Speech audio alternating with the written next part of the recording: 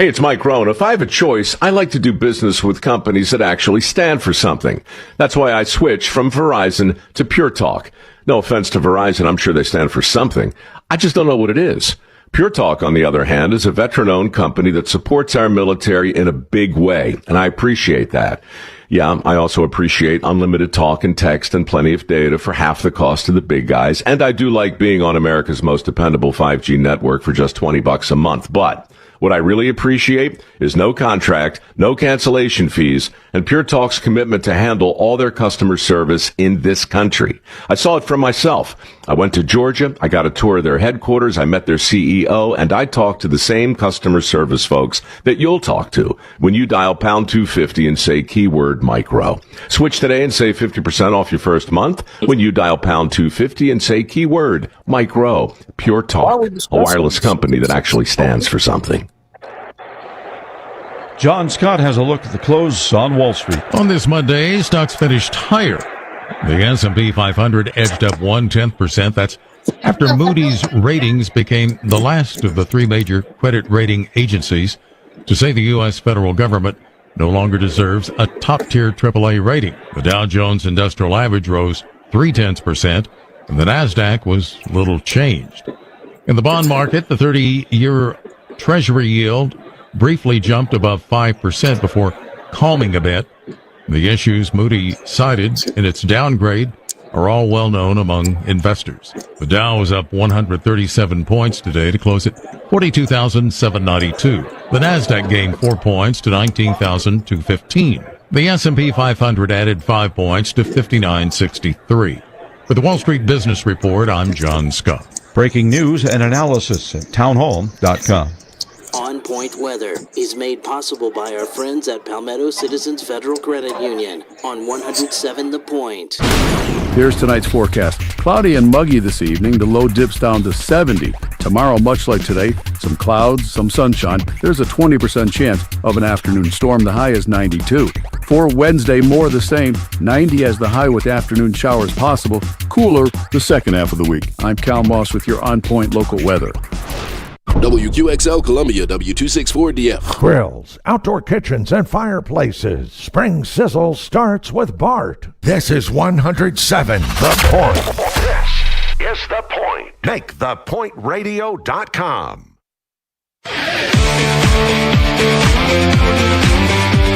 This is Sports Talk with Phil Kornblut and Chris Bergen.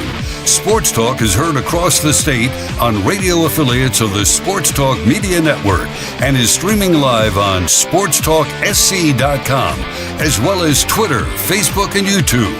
The South Carolina Education Lottery lucky number to call in is 888-898-2525. That's 888-898-2525. Now, here are Phil and Chris with tonight's edition of Sports Talk. And good evening, everybody. Welcome to Sports Talk on the Sports Talk Media Network. On this Monday night, hope you had a great weekend. We begin the week in fine fashion. Tonight, we're coming to you from downtown Columbia at the Columbia Convention Center. We're here for the annual get-together, South Carolina Athletic Hall of Fame induction ceremonies. Huge crowd downstairs. Of course, the Hall of Fame is sold out once again. So if you're not able to be here, they are streaming it live on their Facebook page, so you can watch the festivities as they play out tonight. And it really is a very nice event, the way they do it with the presentation and the music and the introduction of past Hall of Fame inductions and the current ones as well. So it's a great, great night here in Columbia. Good to be here to see everybody. Had the press conference earlier this afternoon, and now tonight they are inducting the newest class of members into the South Carolina Athletic Hall of Fame. And we're very limited time-wise because they start promptly at 6:30, so we only have a small window of time to interview people. And thus we're limited as to how many people you can get on. We don't want to crowd it. So we've got Richard Seymour and Landon Powell scheduled to be with us here. Richard, in about 4 minutes, if everything stays on time, and then after him, Landon Powell. So we'll bring that to you. Of course, we're going to get into our Manic Monday as well, talking about things over the weekend, the baseball situations, softball situations, what's happening with the South Carolina women at the NCAA golf tournament. They're still hanging in there. Last time I checked, they were right in the number 8 spot, which is at least where you want to finish, 8th or better, so you make that cut to match play after today's round. All that coming up. We'll hear from South Carolina baseball coach Paul Mainieri. He spoke with the media today before getting on the bus to go to Hoover. Rudy Jones going to touch them all for us tonight at 7:30. And MJ Ward going to put the wraps on a wonderful PGA championship. Wonderful. I know that the finish wasn't all that exciting because he kind of blew the doors off down the stretch where John Rahm fell apart, but just the up and down nature of the last 10 or 11 holes was pretty exciting. Bergie, maybe the most exciting sporting event of the entire weekend was the Preakness. Did you get a look at that?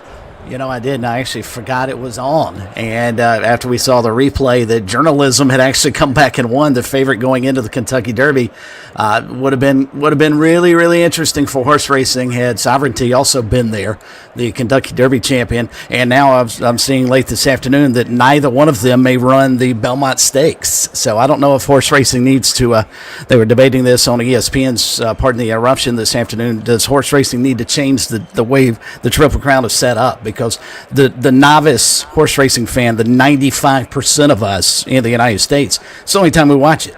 And if there's no one going for a Triple Crown, are we even interested in the Belmont Stakes come early June? But no, I didn't get to see that. But I will say this: if it was not that, it was probably the softball, because you have a different definition of wonderful. Because I thought the PGA Championship was about as boring as it could possibly be, and was not anywhere close to as exciting as the Masters was on the back nine.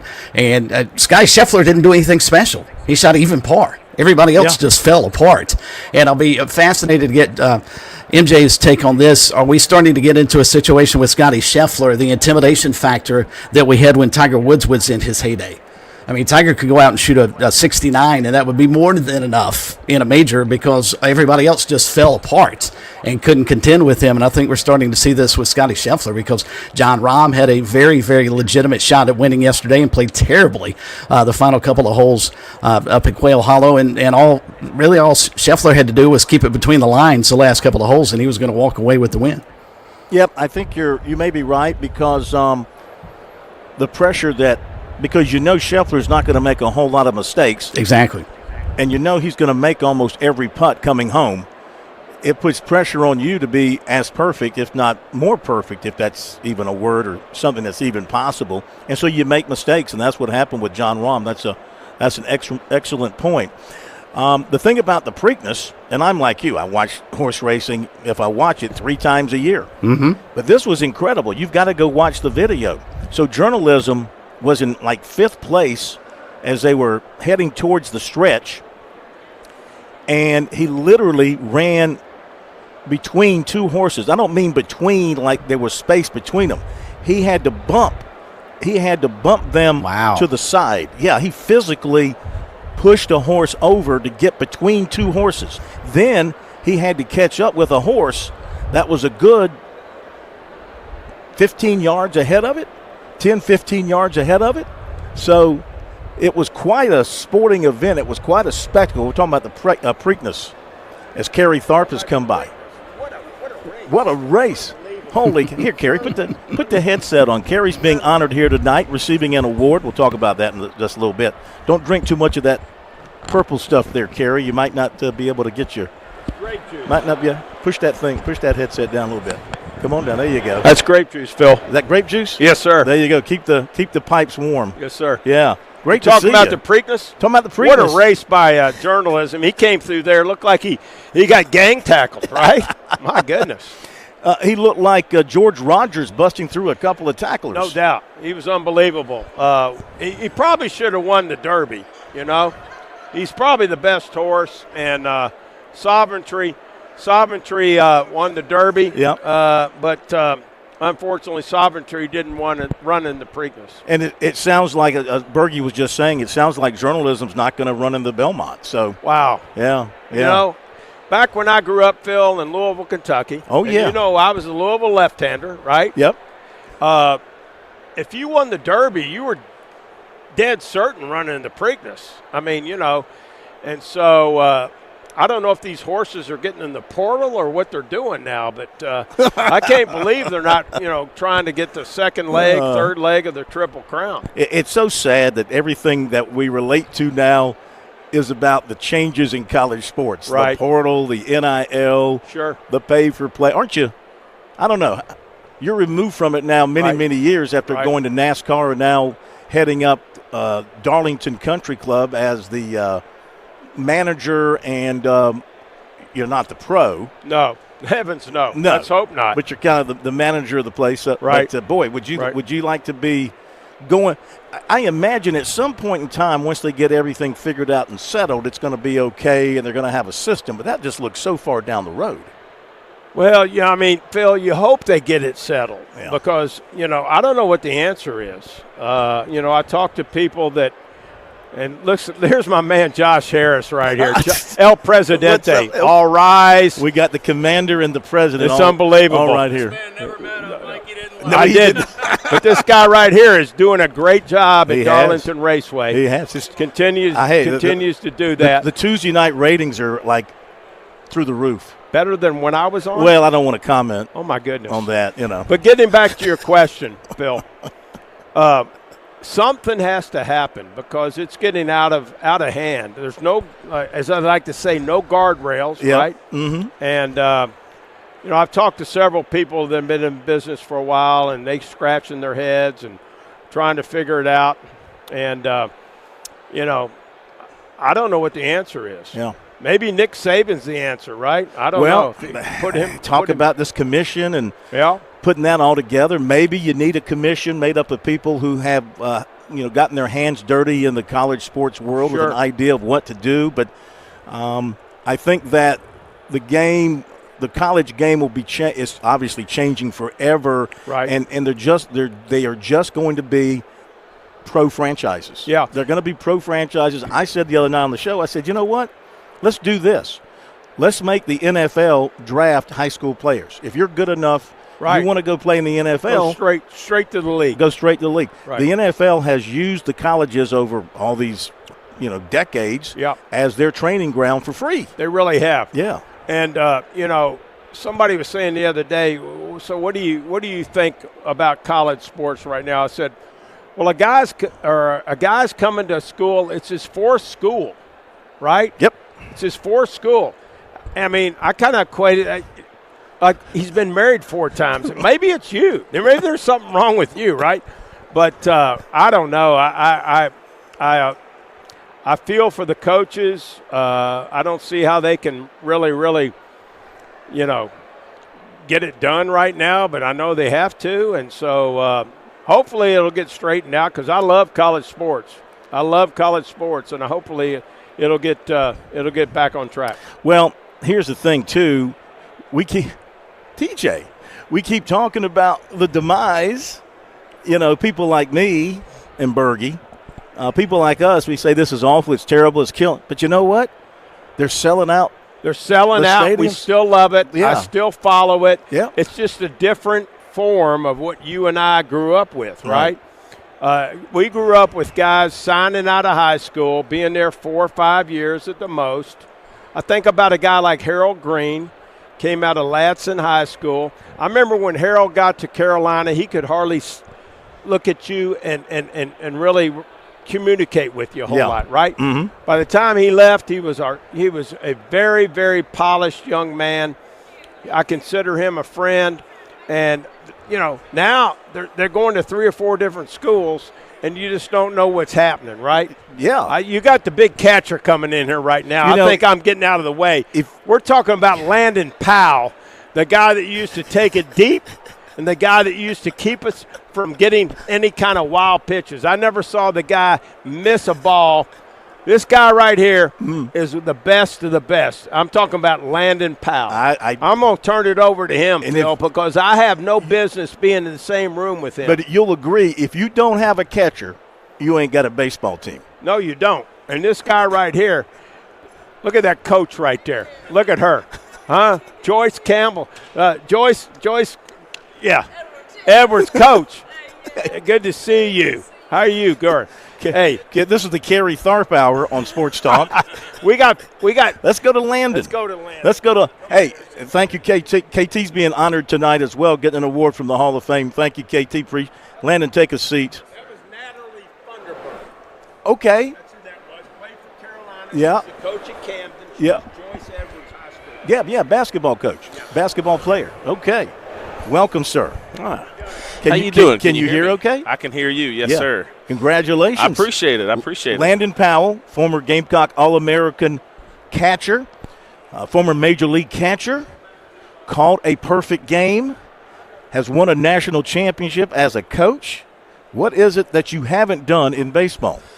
Inside the park home run. I never hit any of those. Maybe in T-ball. Yeah. No, I'm just kidding. There's plenty of things I haven't done. I need to I'm only 42 or whatever, so I got a lot more years, plenty more things I'm going to try to accomplish in this game and in the world. So, but I appreciate it, Phil. I've known you a long time, all the way back to my playing days, and it's an honor to see you here today, and it's a fun night. Absolutely. I remember the night you committed as like a junior eligible or something coming out of high school. Didn't you kind of advance yourself in high school? Yeah, I committed early because I had known Coach Tanner and Coach Toman my whole life. So I think I committed as a sophomore in high school, and then I skipped my senior year and went straight to South Carolina after I finished my junior year of high school.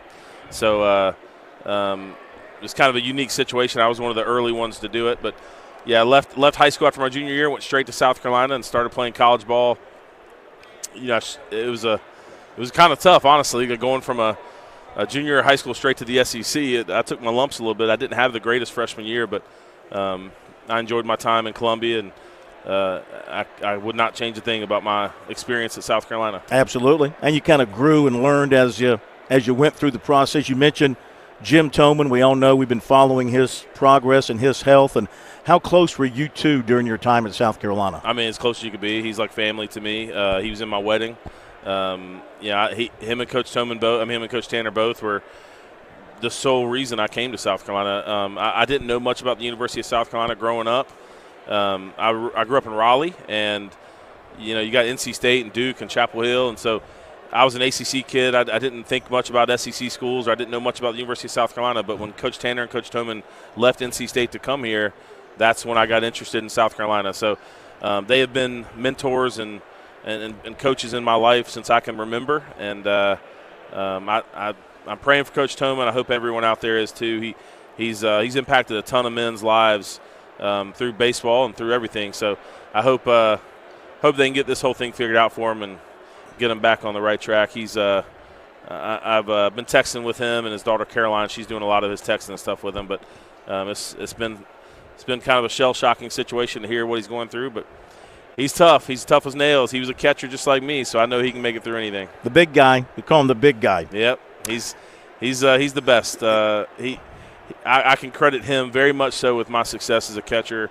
When I got to the big league level, especially, I was very well known for my defensive ability. That was what I was a value for, and I was a great hitter in college and in the minor leagues. But when I got to the big leagues, my defense is what kept me there. And Coach Toman's the reason I was a good defensive catcher. He made sure that I would be one of the best by the amount of work that we did, and he was hard on me. But I'm glad he was. When you think back to your time at South Carolina and being in the stages where they were, building the program and getting it going to the highest level, what are some of your fondest memories of playing at Sarge Fry?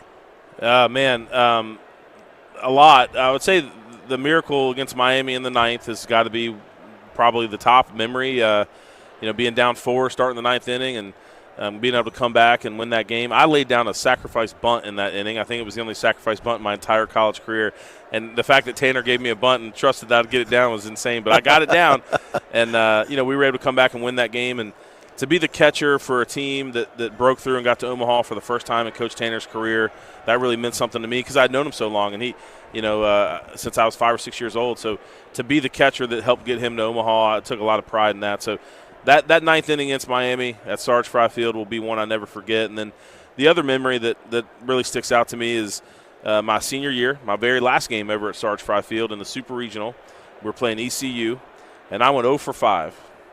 And we ended up winning the game. But before the game was over, I had my last at-bat. I popped out to first base, and I was 0 for 5. And I was just so, dejected and defeated that my last game at Sarge, I really wanted to go out with a bang. I wanted to do something special, and I didn't. I had a bad game. And I went back to the dugout and started putting my gear on.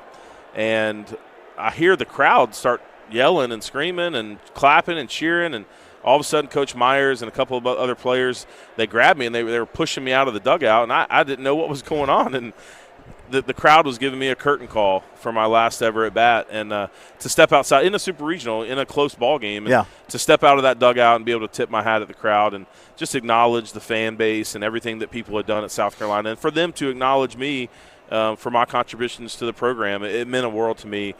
Even, in sports in today's world, you only get congratulated for success or hitting a homer or doing something great. But there I went 0 for 5, and they were giving me a curtain call, and that meant a lot to me. Visiting with Landon Powell, going into the South Carolina Athletic Hall of Fame for just a few more minutes because you guys are going to be called away. You don't know what you'd miss if you never had it. So you played your career at the Sarge. You never played at Founders Park. What did you think of the Sarge? That's the only place I would want to play. I like the new ballpark. I know Tanner designed that thing with his own hands, and it's a beautiful ballpark. But you can't replace the nostalgia that the Sarge had. There was just something special about that ballpark. The fans were right on top of you. It was opposing teams will tell you it was one of the hardest places to play. Hitter friendly, which obviously I liked, but. I had a lot of fun in that ballpark. I spent a lot of days, hit a lot of baseballs, caught a lot of baseballs. It's a very special place to me. This morning, my wife and I went to breakfast, and after breakfast, we decided to drive around and just go check out Columbia and how it's changed. Yeah. Because we don't get back here as much as we want. And we drove over to the Roost where I stayed my first couple years in college, and we drove by where the Sarge used to be. We even drove by the house where we met. My wife and I met at a party my first week of college, and it was funny. I was like, Allie, that's the exact spot where I saw you for the first time. I tried to get her out of the car to go take a picture in the exact spot that I ever saw her or met her. Yeah. She was too embarrassed. She's like, no, someone lives there. They'll be weirded out. I was like, so it was fun. I had a lot of great memories on the field at Sarge, but I also had a lot of great memories just in college and in this town and away from the field as well. So I love Columbia, and I bleed Garnet, and it's always fun to come back here. Absolutely. You just finished up another season at North Greenville.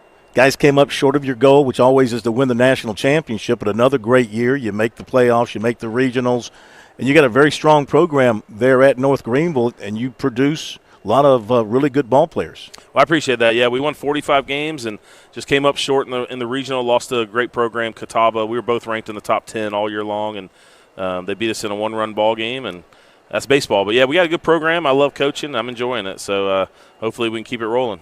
How much do you have coming back for next year? Well, we had the conference freshman of the year. Matty Brown was an ace pitcher, made all-region, probably will make All-American. So he was a freshman. He'll be back. Our cleanup hitter also was first-team all-conference and all-region. Tristan Salinas, he'll be back. We got a really young group. We lost a couple seniors, but we have some really young, strong freshmen. So I'm excited. As long as I can hold on to them in this new world with the portal and the NIL, you got to recruit your players every year. That's a different game than it used to be. So as long as we can hold on to all of them, I think the future is very bright. Last thing, we'll let you go. Tough year in Columbia for baseball. They still have the tournament game tomorrow in Hoover. Paul Maneri, do you know him very much at all? You feel like he's a guy that's going to get it turned back around the right direction? Yeah, I know Paul. Coach Maneri was at Notre Dame when I was playing at South Carolina, and I knew a bunch of his players. And I've met him several times. He's always been first class to me. And as a Gamecock fan, I watch a lot of games. I root for the program. I want to see them be successful. It's hard when they're not doing well because I take a lot of pride in that program. My teammates and I, that we feel like we helped build it. So hopefully Paul and Coach Monty Lee and all of them can get it turned around. We believe they will. Congratulations once again. Thank you, Phil. Appreciate you spending time with us. Enjoy the night. Yes, sir. Appreciate you. Thank you. Thank you. All right, Landon Powell, former Gamecock All-American catcher, headed into the South Carolina Athletic Hall of Fame tonight here in Columbia. We'll be back after this break.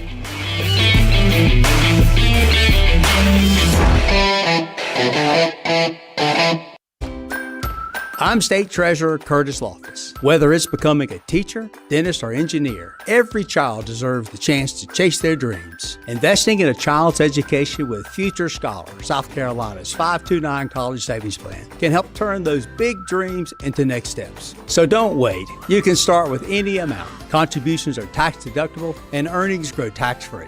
Discover the smart, easy way to save for college at futurescholar.com. Stay tuned. More Sports Talk is coming up on the Sports Talk Media Network. Are you in the market for an auto loan? Move now. Get an auto loan from Founders Federal Credit Union now through October 31st, and you'll be entered to win up to $25,000 toward your qualifying auto loan and a $5,000 deposit into your Loyalty Select account. Loyalty Select is our highest yield savings account. Leave it there to grow or transfer it out to spend. And the best part? We'll be choosing monthly winners. So the earlier you get your auto loan, the more chances you have to win. So don't wait. Visit foundersfcu.com/auto to learn more or begin your auto loan application today. Not a Founders member yet? Visit us online or stop by an office to learn more about Founders and see if you qualify for membership. We have the financial tools you'll need and the personalized service you deserve. Relax, you're with Founders. Terms and conditions apply. Membership qualification required. These are the days when you wish your bed was already made. It's just another manic Monday. Wish it was Sunday. That's my fun day. I don't have to run day. It's just another manic Monday. And back we are, Sports Talk Media Network on a Manic Monday. You can join us here this evening. We'll get to some of your phone calls after the bottom of the hour break at 888-898-2525. Corn is at the South Carolina Athletic Hall of Fame enshrinement ceremonies going on tonight in downtown Columbia. We'll reconnect with him here in just a little bit as well. We appreciate Landon Powell for dropping by for a conversation. Really interesting listening to him reminisce about his career with the Gamecocks. Also, as always, never enough time to sit down and chat with Gary Tharp, so that was a lot of fun with Corn. Sign out, bottom of the hour break. We'll come back, get to your phone calls, 888-898-2525 on a Manic Monday here on Sports Talk. On Point Weather is made possible by our friends at Palmetto Citizens Federal Credit Union on 107 The Point. Here's tonight's forecast. Cloudy and muggy this evening. The low dips down to 70. Tomorrow, much like today, some clouds, some sunshine. There's a 20% chance of an afternoon storm. The high is 92. For Wednesday, more of the same. 90 as the high with afternoon showers possible. Cooler the second half of the week. I'm Cal Moss with your On Point local weather. If you step onto H&J Cattle's farm, you'll find third-generation farmers upholding the legacy. They embrace sustainability and take immense pride in their craft, raising cattle purely on nature's offerings, without growth hormones, antibiotics, or animal byproducts. The result? Unmatched quality beef that's not just good, it's the best in South Carolina. Experience the distinct flavor of our finest registered Hereford and Wagyu beef. Visit us online at hdjcattle.com or on Instagram and Facebook at H&J Cattle. With SRN News, I'm Bob Agnew in Washington. The House Budget Committee voted last night to advance President Trump's legislative agenda, with the sweeping bill clearing a key hurdle that also sets up some potential discussions this week, and maybe Republicans can come to terms on the various aspects of the bill, because a lot of disagreements still exist over how deep those tax cuts should be, and also deficit spending and how to reform Medicaid in the process as well. The Supreme Court allowing the Trump administration to strip legal protections from 350,000 Venezuelans, potentially exposing them to deportation. The court's order today, with only one noted dissent, puts on hold a ruling from a federal judge in San Francisco that had kept in place temporary protected status for the Venezuelans that would have otherwise expired last month. That allows people already in the U.S. to live and work legally. This is SRN News. Hey, it's Kev. I'm hanging out with Ken, the owner of Broker Solar, a local company. Now, Ken, I know you have some solar pet peeves. These national guys, they're just not very honest. One of the common myths in the solar industry is that you can get solar for free or some kind of government-paid solar, and that's simply not the truth. What you can get is a solid investment that has tax credits that will pay you back for years to come. That's one of the things that we promote at Broker Solar is proper education in what solar is and how you can take advantage of the incentives that are out there, local and federal. Tell me more about these tax credits. There's currently a huge federal tax credit that gets you a third of the system cost back. And on top of that, the state of South Carolina, we're lucky enough to have an extra 25% of that solar system cost come back to you in the form of tax credits, totaling for a 55% discount on your solar system back in tax credits. Call Broker Solar. Call them now, 803-807-7417 or online, brokersolar.com. At Palmetto State Armory, we offer the largest selection of guns and ammunition at unbeatable prices. Our knowledgeable and friendly staff are here to provide personalized assistance, ensuring you find exactly what you need. If you enjoy outdoor activities like hunting, camping, or hiking, our clothing and outdoor gear collection has got you covered. We also feature an exceptional indoor range facility where you can experience the thrill of shooting in a safe and controlled environment. Visit us today at PalmettoStateArmory.com or your local retail store. Palmetto State Armory, American made for life. Hey y'all, it's Ted from Flight Deck Restaurant. We're introducing the Wing and a Prayer Wednesday special. Purchase an order of wings and a drink and get a free gift card for the arcade.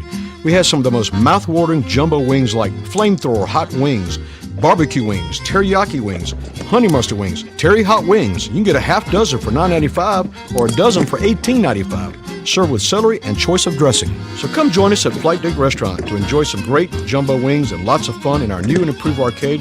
And we at Flight Deck Restaurant thank y'all and God bless.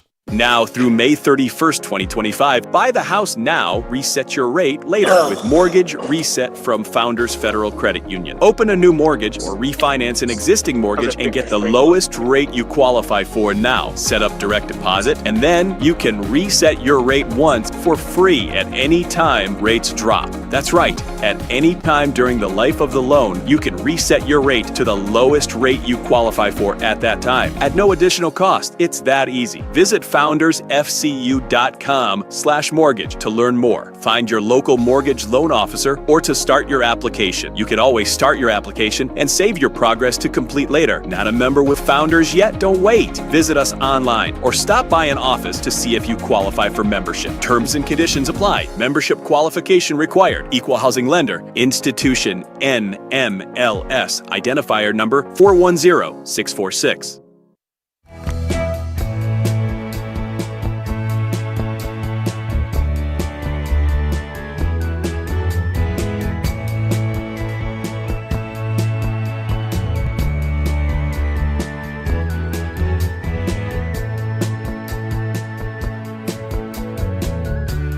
Okay, we're back at Sports Talk here on the Sports Talk Media Network, coming to you from the Columbia Convention Center as well as Sardis, where, of course, Chris Bergen is located. We have the plumber, Josh Cohen, at our studios in downtown Columbia. We can now get back to regular Monday programming. Phone number 888-898-2525, South Carolina Education Lottery Lucky number for you here on Sports Talk. Your phone calls are coming up. MJ Ward, a little bit after 7 o'clock, will recap his view of the PGA Championship. And Rudy Jones will join us 7:35 to talk more about the in-state baseball happenings as we start to wind things down there. Let me mention the rest of the folks going into the Hall of Fame tonight. You have the late Nelson Brownlee, very successful longtime coach out of Orangeburg and at Claflin University for 27 years, won more than 600 games, led Claflin to 12 NAIA national tournaments, including a pair of second-place finishes. Clint Dempsey had a chance to meet him, one of the world's premier soccer players back in his day out of Furman. Played on the U.S. national team, 3 consecutive FIFA World Cups, 06, 2010, 2014, first American to score in 3 World Cups. Had a great career, of course, at Furman. Gary Gilmore, well, we know all about Coach Gilmore. Had him on with us last week, led Coastal to a national championship, 1,118 wins, 597 losses, and 3 ties in his 29 years with the Chanticleers. Said at the press conference today that it was the only place he ever wanted to coach. He had opportunities to go other places, but once he was back at his alma mater after being at USC Aiken, there was nowhere else he ever wanted to be. And if memory serves, thus it was for him. Auburn made a strong push to try and get him. I can't remember if it was before the national championship in 2016 or maybe a year or so after, whenever Auburn had an opening. I think that was probably as close as he made. That may not be the case, but from an outsider's perspective and from what I heard, I think Auburn made a really strong push at him, and he's right. That once he left Aiken, I don't think he was going anywhere. Yeah. Shannon Johnson, the former Gamecock basketball star, 2,230 points in her career at South Carolina. The lone Gamecock to average over 20 points per game over 3 consecutive seasons. She played under Nancy Wilson. Then, of course, she played in the WNBA. She was an all-star 5 times. She's from Hartsville. It was great talking to her a little bit. Ralph Lundy, great soccer coach at Erskine and the College of Charleston, who retired back in 2019 after 44 seasons coaching the sport of soccer in South Carolina. Harold Olson, who played for Clemson football, was on the Tigers' legendary Sugar Bowl team of 1959, played for Frank Howard back in the day.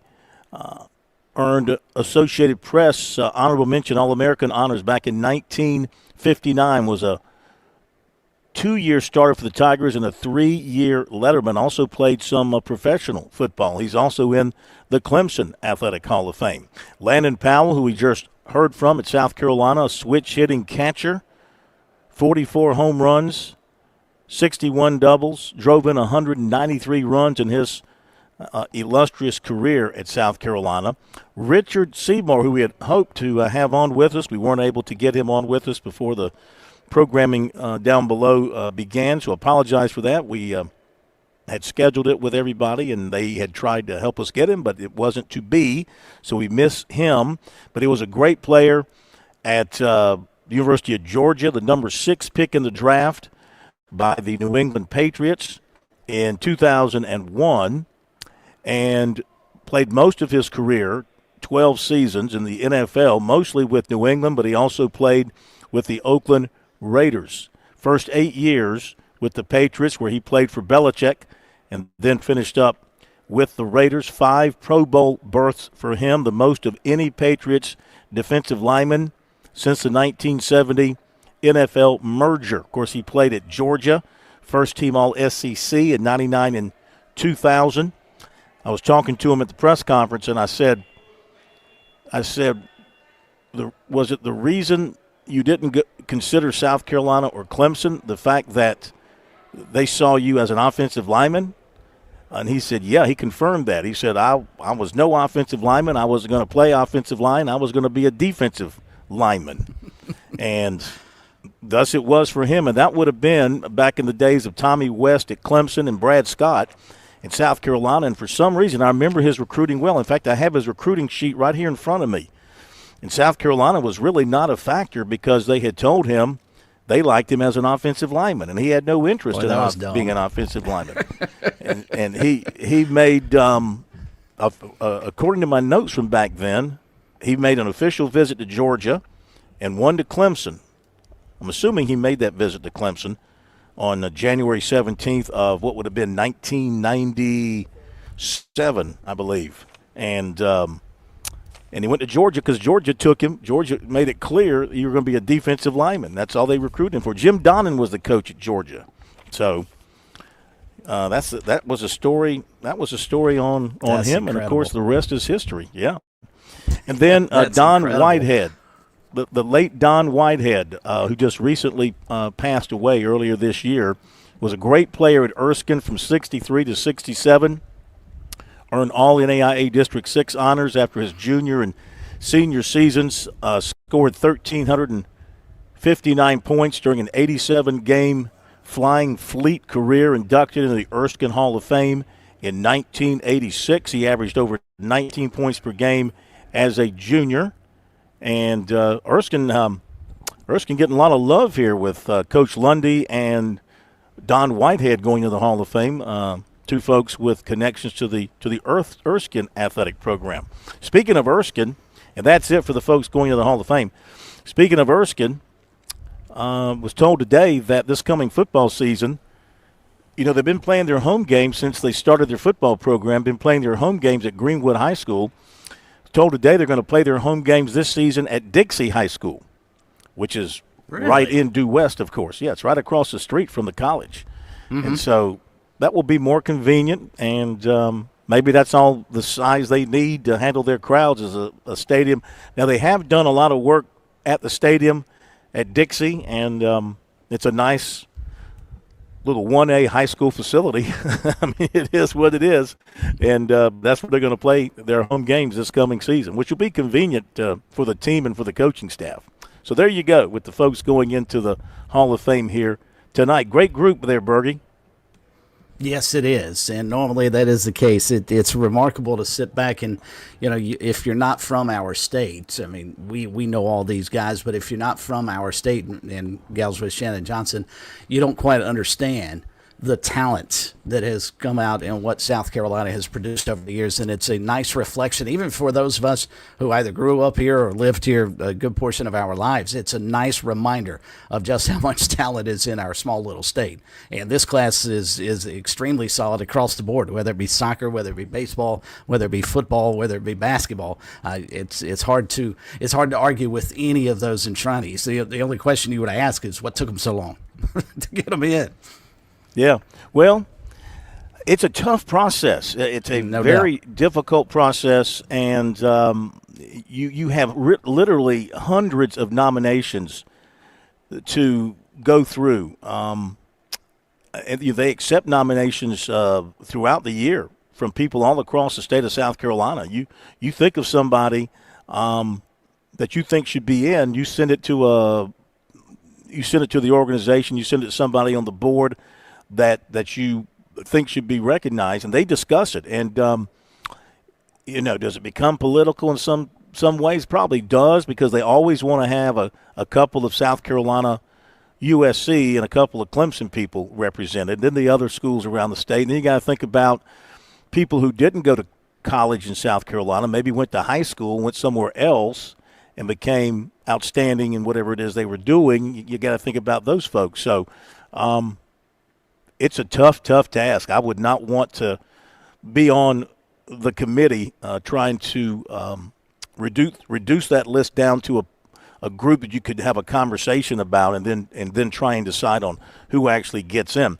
Let me also mention those who are receiving special awards tonight here at the Hall of Fame.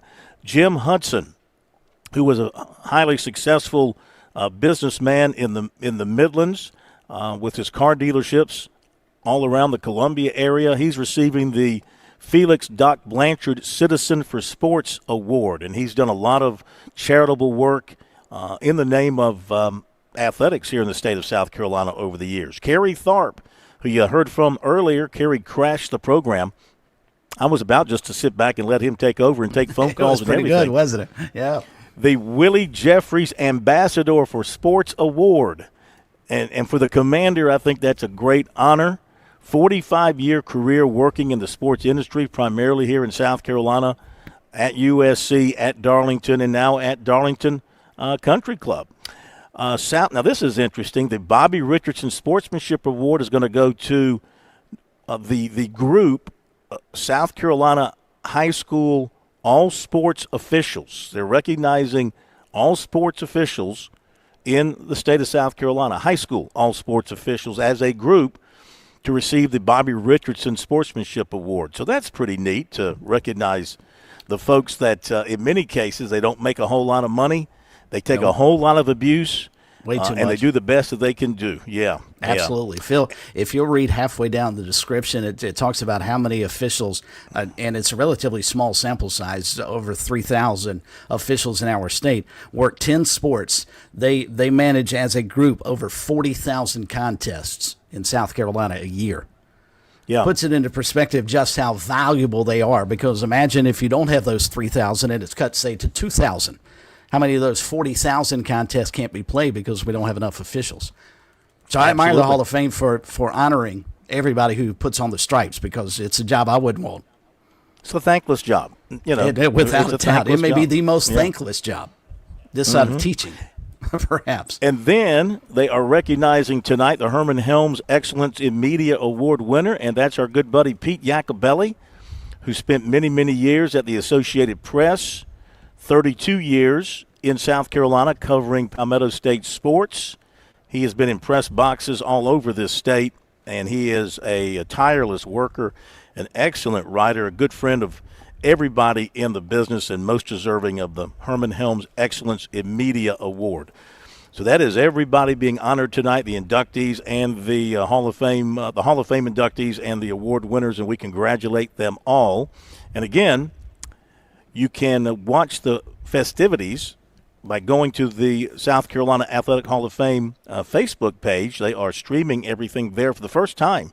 They're doing a live stream of the event. So you can catch it there if you're obviously not here at the convention center to take it in person.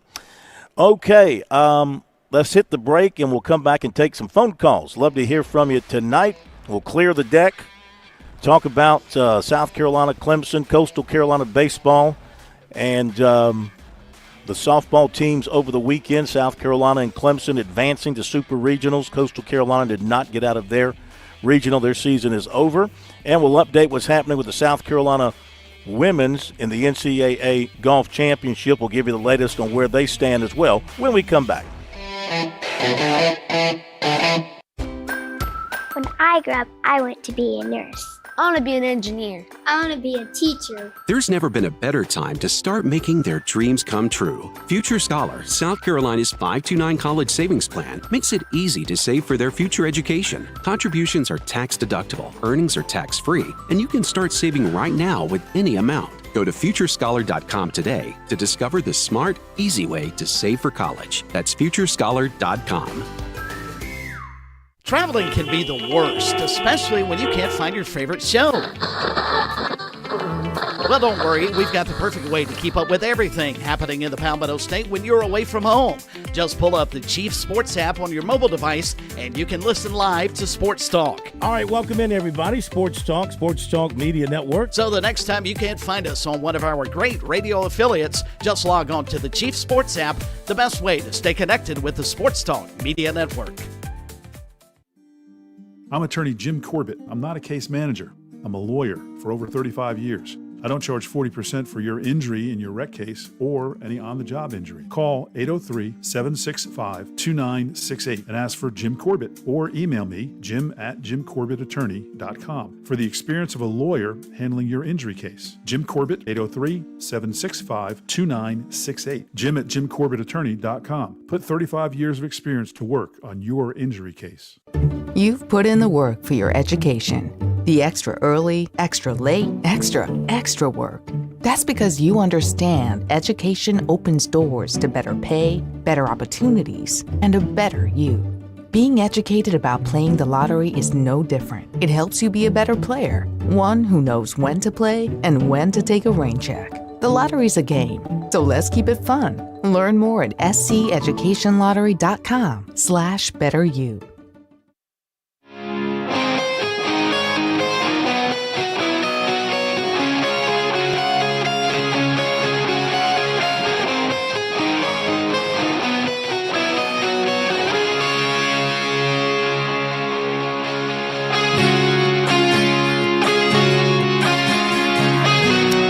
All right, South Carolina women have made the turn. They're playing holes 10 through 14. They sit in the number 8 position.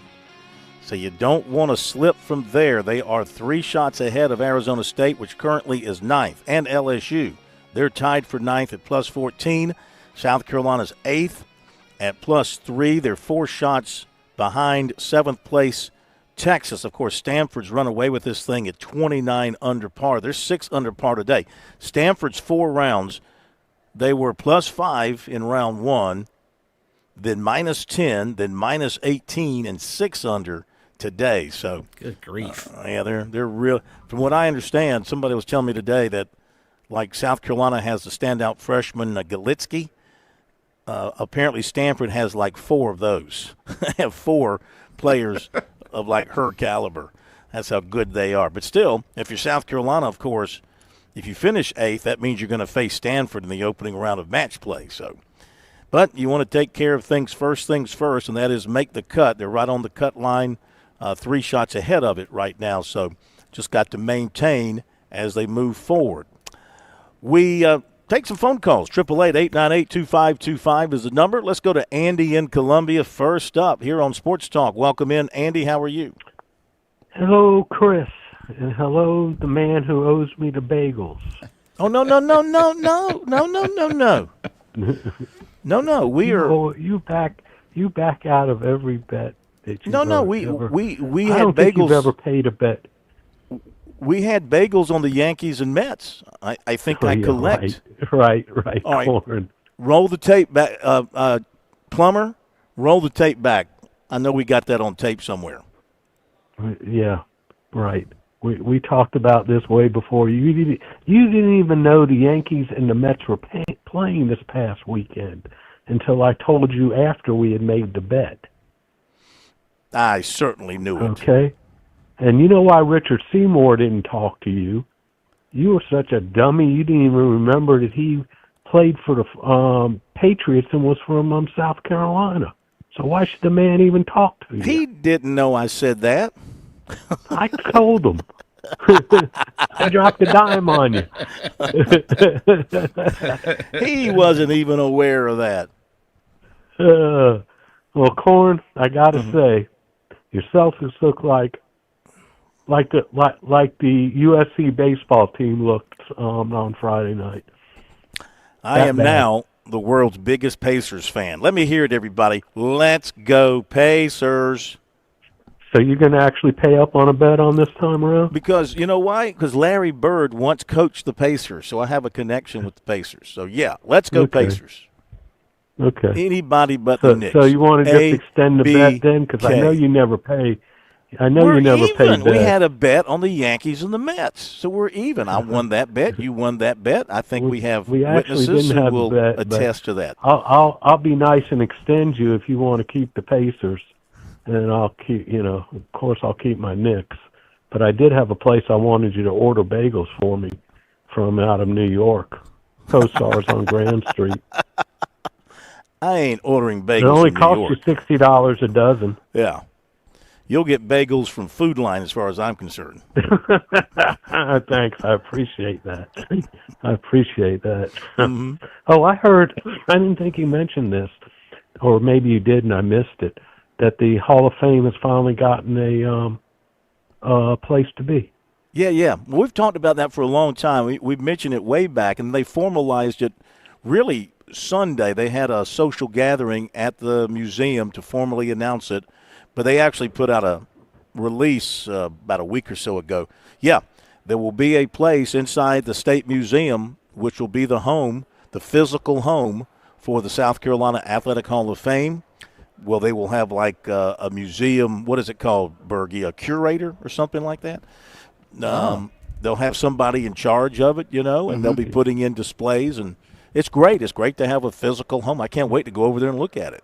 Yeah, I saw Mr. Solomon talking about it last night with Rick Henry. And I think he made a good point was that, they know the Hall of Fame, but they really don't know how to run a museum. And this way they have a place that actually knows how to run a museum and will be able to put their, display what needs to be displayed incorrectly.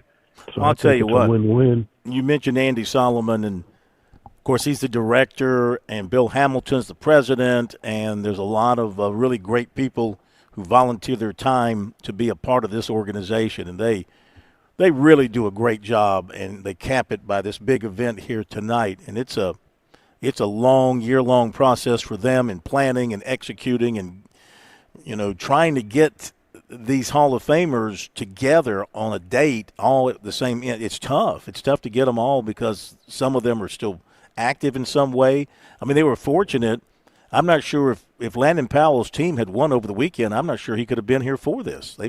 He might have been tied up with his team getting ready for the next round. So, well, talking about Landon, that's who I hope is going to be the next head coach at South Carolina when the opening comes about.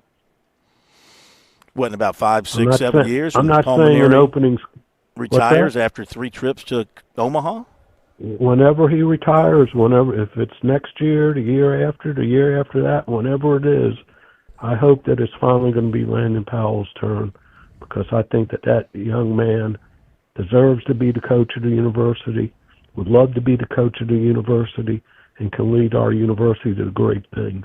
Just like he said, he bleeds Garnet, and I'd hate to see us lose him out to someone like NC State or someone in that area where he came from. And I think it would be a great loss for the university not to have him as the head coach of the baseball team. All right, sir. That's Thank just you my very personal much. opinion. And one Appreciate last it. thing. Oh, there's more. Congratulations to the women. What's that? No, I said there's more. Go ahead. There's more. Yeah, I just want to congratulate the women on making it to the Supers.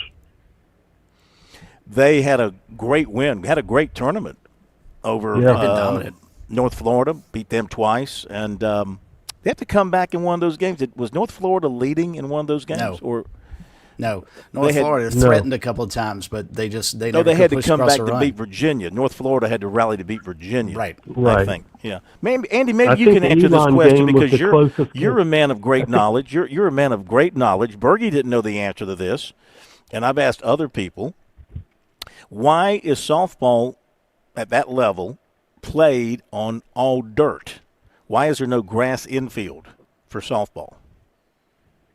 I got a nasty answer, but I won't put it over the radio. I'm sure there's a legitimate sports-related reason for that. My guess is, and I'm told, the baselines are 60 feet. I'm thinking if you had a grass infield, the ball would be slowed down so much that it would be really easy to beat out infield grounders. I think with the dirt, the ball gets to the fielder quicker. You got a chance to make a play. That's my logical thought on it. Well, how about men's softball that's played just recreationally? Is it played on a regular field with grass, or is that also played on? I think I recall in my beer softball league days playing on grass infields. I think. I remember as a kid going to a bunch of softball games around the city at the different parks, and I can't remember if they were grass or dirt. You probably came and watched me play one time. I was a power-hitting third baseman. We got to hit a break. We'll be back.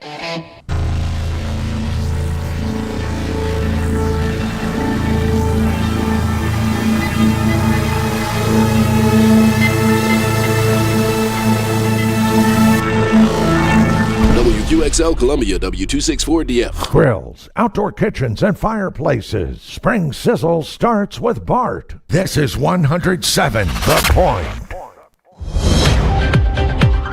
Breaking news this hour at townhall.com. I'm Bob Agnew in Washington.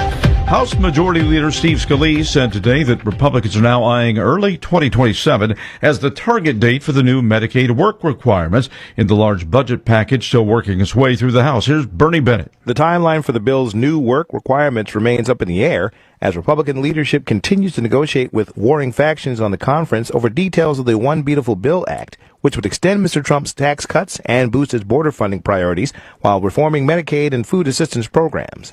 The initial version of the legislation included work requirements that would take effect in 2029, but many conservatives argued that that was not soon enough. Scalise confirmed in an interview Monday that the revised version of the bill will likely see an earlier effective date.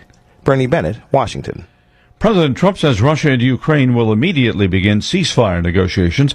Mr. Trump spoke today after separate calls with the leaders of both countries meant to spur progress toward ending the 3-year war. The conversation did not appear to yield any major breakthrough, at least not so far, but it is a good sign that the talks are set to resume.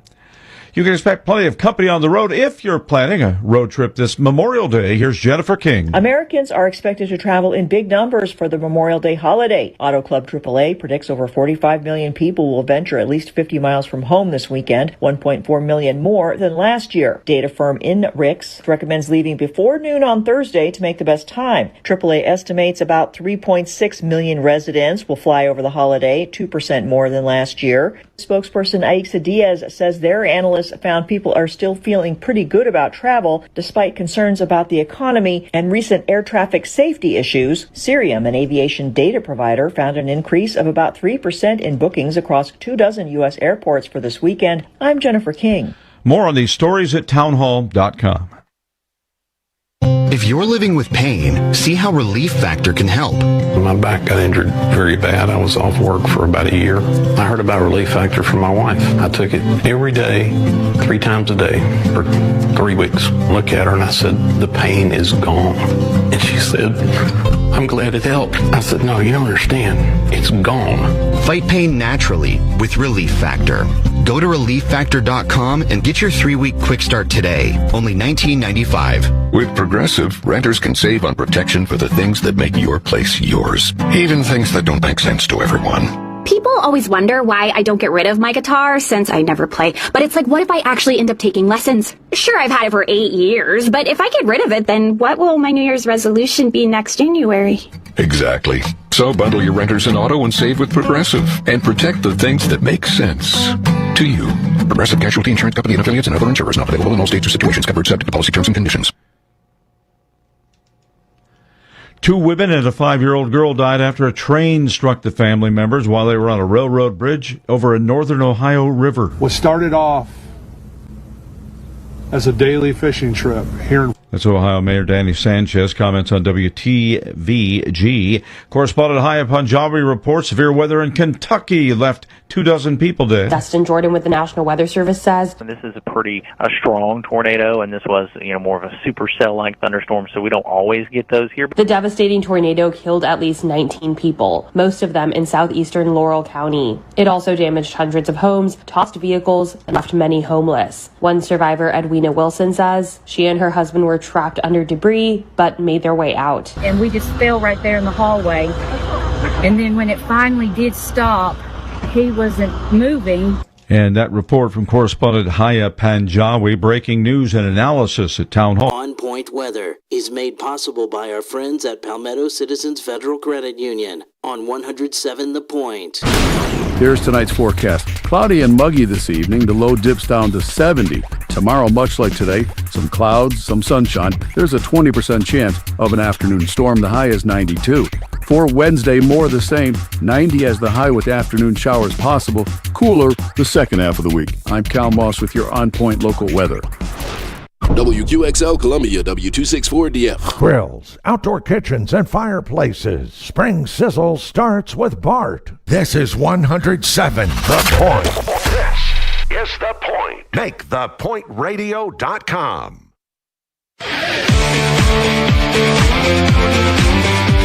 Welcome back to Sports Talk on the Sports Talk Media Network.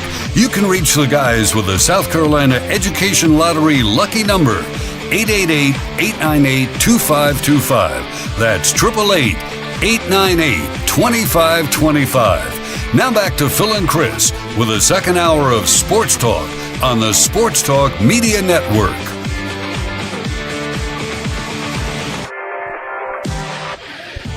Okay, we're back on Sports Talk Media Network here on a Monday night. We come to you from the South Carolina Athletic Hall of Fame induction ceremonies here in downtown Columbia. Phil Kornblut here, Chris Bergen at the Berge Palace over in Sardis. Josh Cohen at our studios in downtown Columbia. Coming up, we'll have recruiting for you. Also comments from South Carolina baseball coach Paul Maneri. It'll be Brandon Stone starting tomorrow night for South Carolina. Weather is in the forecast for Hoover. Oh, you're tomorrow. kidding. I kid you not. That would be a first. I mean, they might have thunderstorms in Hoover, Alabama. I'd be shocked. Could be some delays. Things could be pushed back. Billy Barlow, the former Clemson pitcher, is going to start for Florida. You know, the thing about that is, look, I mean, South Carolina has nothing to play for but try to win a game and then try and win a game and then, you know, do what they can. Try and win a game. Yeah. Yeah. Now, Florida, I mean, can they use as motivation, besides trying to win an SEC tournament championship, but can they use as motivation the idea of winning enough games to host a regional, to move up and host a regional? Right now, you've got, as far as Clemson and Coastal Carolina are concerned, D1 baseball has both hosting now. Clemson's back in a hosting role as a number 12 seed, and Coastal Carolina's hosting as a number 10 seed. So if you're Florida, are they going to come out motivated, and or are they just going to go through the motion, so to speak? Because there's really not that much for them to play for, unless they think that by winning some games they're going to be in position to host a regional. Well, and that's an interesting thing, Phil, because you're talking about a Florida team that, you know, get a couple of wins that put them at 40. Their RPI, believe it or not, is 13th. I mean, they're only a couple of RPI points behind Clemson and Coastal. They might look at this, hey, if we make a deep run and get to Friday, say, we could run down perhaps Clemson and maybe take that regional, or Georgia Tech. Georgia Tech's actually the 16 seed according to D1 today, but they're behind Florida in the RPI.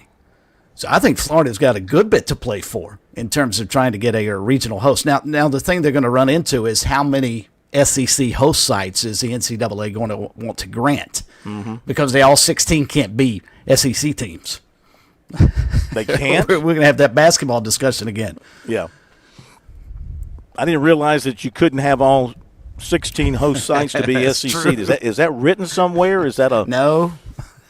Did a court rule that? I hear what you're saying. You know, I got you. I got you on that. We'll hear from Maneri coming up. His thoughts as they were leaving Columbia today. We have wrapped up the second major of the PGA season, the PGA Championship at beautiful Quail Hollow Club, and great sight, great spectacle, and Scotty Scheffler put it all together and was very strong going down the stretch, going through the Green Mile, didn't let up, didn't relent, and walked away with his third major championship, 2 Masters, and now a PGA. Let's welcome him, MJ Ward, from Golf Today, as he joins us here once again on Sports Talk to wrap up another major after being in Charlotte for the past several days. MJ, welcome in. How are you? Nice to be with you guys. Great to have you back with us. So how would you wrap up this PGA, the performance of Scotty Scheffler, and the demise of Jon Rahm over the back 9 holes? Well, I will say this. If anybody remembers the opening episode of Gunsmoke when Matt Dillon came on the street, he reestablished the order. Well, that's what Scotty Scheffler did. He came back on the scene. As much as the talk was about Rory McIlroy after leaving Augusta, Scotty Scheffler was paired with Rory and Xander, the 2 highest players after him. He was able to outlast both. And then on the weekend, you know, he made it a point to follow through and claim his 3rd major. So we are back to where we were at the very beginning of 2025, where Scotty Scheffler is firmly in place as the world's top player.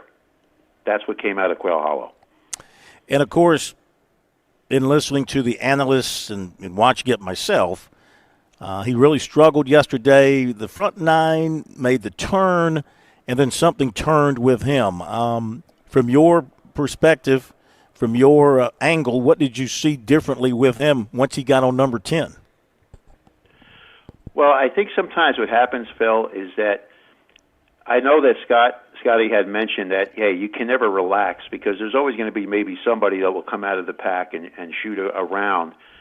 But, you know, he was really searching for something.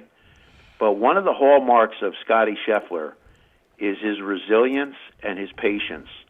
And he realized that he still had time to put himself in order. And I think really the biggest shot of the day for him was after he bogeyed 9, and when he was on the 10th tee, the par 5, he hit the fairway. He split the fairway in 2, and that really kind of, in my opinion, got him in a better frame of mind to say, hey, I can certainly do this. I've done things like this before. And even though John Rahm had birdied 11 as Scotty was walking into the 10th hole itself and going down the fairway to tie for the lead, I think at that point he realized that there's enough time for me to do what I need to do here. One of the things that really, that was interesting is, for what happened to John Rahm, and I think a lot of discussion will happen is, does playing in LIV, did that have an impact on how John Rahm played or not played? I don't think it has anything to really do with it. But, when you're in that kind of closely contested race between two players, it's a question sometimes of who can strike with the first punch. And Rahm being ahead could have set the terms for how things would have played out if he had made some crucial putts after the 11th hole. He missed one on 12 by the tiniest of margins, and he had opportunities at 13, 14, and 15. None of them would fall. As a result of that, there was a momentum check, whereas he was making moves earlier when he birdied 8, 10, and 11, but that would be the last birdie for the day for John Rahm, and Scotty Scheffler was able then to play his game and knowing full well that there was holes ahead that he could actually score upon. So, before they even got to the Green Mile, John Rahm had kind of, the momentum had gone away. He had it for a brief moment. Now, if he had made the putt on 12, would things have changed? Well, that's the old adage of sports, Phil. What if this happened versus this happened? The bottom line of it is he did not make the crucial putts that are necessary. And as a result of that, Scheffler, to his credit, he played the back 9 in 3 under. I don't count the bogey at the 18th hole because it was like the movie credits at the end, okay? We already knew who was going to win. So it didn't really matter other than the fact that he made a bogey at the 18th hole. But more than anything else, the resilience and the patience of Scheffler is what carried the day. A lot of guys, Phil, after that kind of front 9, would have gone south for the day. A lot of golfers would have went that way. That did not happen, and that's because he is the world-ranked number 1 player. Yep. And how do you explain Rory's performance? He finishes at +3, had the 69 in round 2, maybe gave you a little bit of hope that he might make some noise on the weekend, but he did not. Some people just writing it off as Masters hangover and still kind of dealing with everything that came with winning the Masters. Do you buy that, or this is a course that he loves and normally plays extremely well? I just think Rory is an enigma. When you go south on him, he goes north, and when you go north on him, he goes south. So I do think there's. When he won the Masters, the 800-pound gorilla that was on his shoulders for over 10 years, that dissipated completely.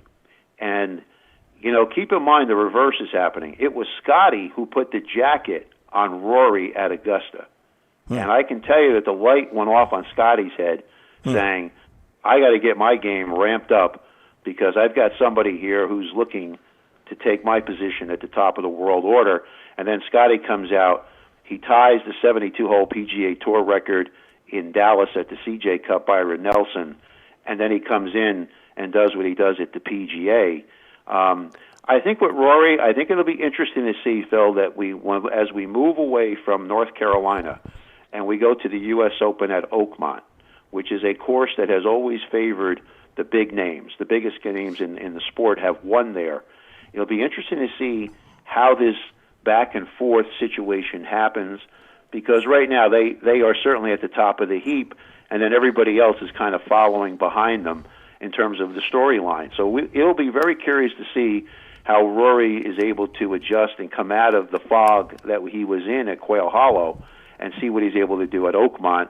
For Scotty, it wouldn't surprise me if he goes on and has another 6 or 7 wins. I mean, that's the kind of caliber player that he is. But he doesn't get flustered, Phil. That's the thing. And he doesn't leave many openings. It's similar to somewhat, and again, I don't want to say he's Tiger, but Tiger didn't leave many openings. So you have to come out and beat him.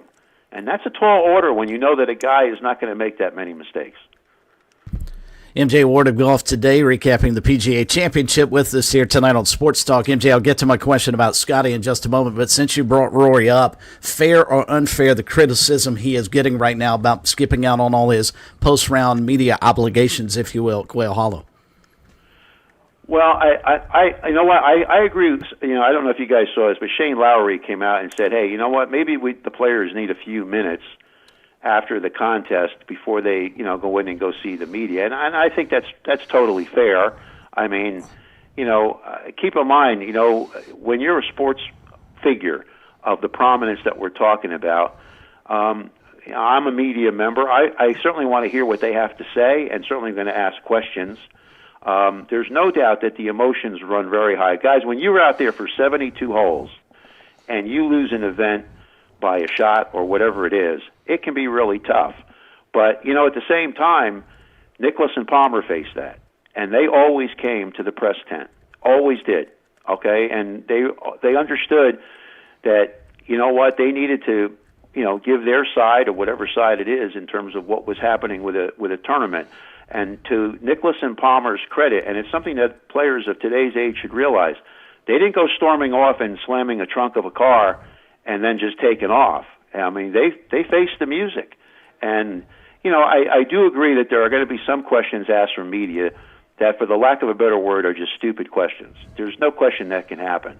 But at the same time, I do think that if you give players a few minutes, whatever it is, 5, 10 minutes or thereabouts, and then say to them, "Hey, look, we know you got to decompress to some degree, but at the same time, we really appreciate to get your take, if for nothing more than just a few minutes of conversation, so that the media certainly and the people watching on television certainly can get an appreciation of what their story is in what just happened on the event that they just played." So I think you try to get a balancing line that understands their situation, but at the same time realizes that they're operating in a world in which fans do want to know what their situation is, and I think that's what media should be doing when they're involved in those kind of things. MJ, watching Tiger Woods throughout his career, always felt like he won about as many golf tournaments as he was just in the right place at the right time because players were intimidated by him and fell by the wayside.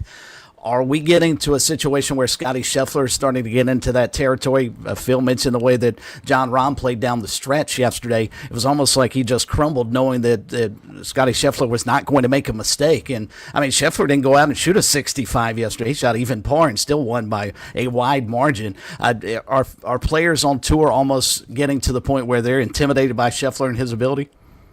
Well, I will say this much. I've never seen anybody – I saw guys melt when they shook Tiger Woods' hands in the final round. You could just see they were wearing Pampers as soon as they got to the first tee. I mean, I think Scotty's situation, he's getting to that point, but I would say this much too. I think that the world of professional golf is extremely competitive today, and younger guys today, they don't have that kind of fear factor that maybe we saw in years past, especially with Tiger. I mean, I've never seen anybody with that kind of insatiable desire to not only win, but I mean crush people. And it was fully understood that if Tiger was out there, he's looking to take you out.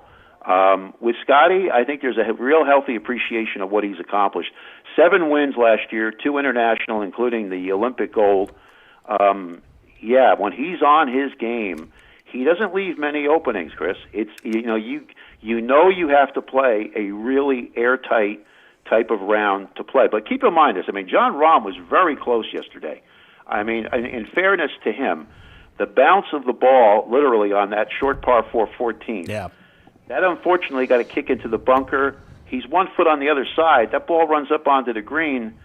Who knows what would have happened. But that's golf. That's what it is, okay? A bounce of the ball or a bounce of the basketball, whatever it is, that's sport, and you have to adjust to it. But Scheffler made the shots when they needed to be made, and he kept his resilience and patience at a high level, and that makes for a major champion. And that's the kind of player that is only going to get better as he goes back into those situations, because he's going to draw upon that when we get to Oakmont. And we'll leave you with this, because you'll rejoin us in June from Oakmont. What are going to be the lead-up stories to Oakmont? Well, I think ultimately it's going to be it's sort of, the Rory Scheffler, big push here is, who are the two best players on the USA side of the Ryder Cup, and who's the best player on the European side Ryder Cup? Well, it's these two guys.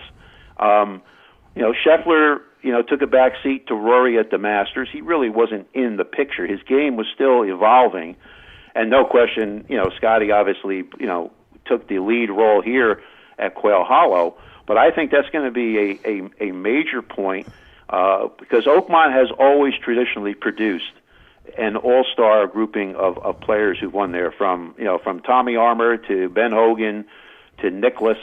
Dustin Johnson won there. Ernie Els has won there. I think that's going to be the big storyline to see, what does Rory do as a follow-up? Or does he basically just say, hey, I won the Masters and now I'm just going to retreat? I don't think he's going to do that. I really think he's going to get fired up. I think that's within his DNA. And I think with Scotty, I just think he continues.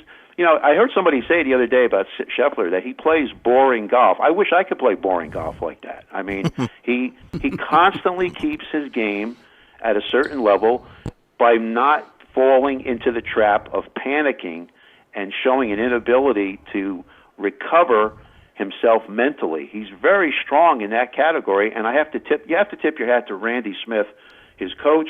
He's mentioned it to him. Scotty addressed it in his interview with CBS when he received the Wanamaker Trophy. It's an important element in championship play that you keep yourself in the moment. You don't get too far ahead, too far behind. And I think both of these guys will be ready to go when we get to Oakmont. And we know you'll be ready to go. We look forward to it come June. MJ, great work as always. Remind folks to read your stuff online at Golf Today as you travel the world covering professional golf. We value your contributions to us here on Sports Talk. We thank you very much. Hey, Phil, thank you guys, and really have a good time. We'll look forward to talking with you real soon when the Open comes. Thanks, you, sir. MJ. Okay, MJ Ward wrapping up the PGA Championship halfway through the Grand Slam season. Hard to believe it comes and goes so quickly. We're going to hit the break on Sports Talk, come back and give you the recruiting report tonight. Rudy Jones coming up. We'll talk more baseball around the state of South Carolina as, teams are going to be shutting it down here little by little. We've seen North Greenville wrap it up. We've got baseball tournaments cranking up this week. A lot of our teams are going to be hanging up the cleats after a few more days. We'll talk with Rudy about that coming up, and we'll be back after this break.